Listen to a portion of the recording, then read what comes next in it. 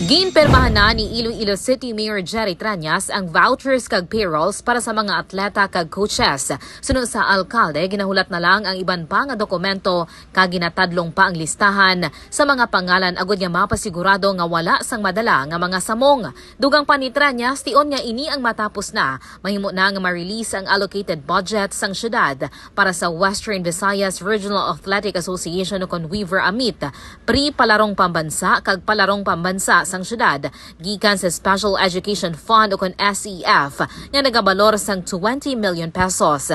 Nahibaluan nga mayara sang 241 ka mga atleta sa Wvraa, 14 naman sa pre-palaro kag 94 sa Palarong Pambansa ang yara sa listahan sang Schools Division of Iloilo City. Ni si Kabandarang Alex Escalante, kabandara sang matuod-tuod nga serbisyo publiko kag kalingawan sa Iloilo. Radyo Bandera. This news is brought to you by...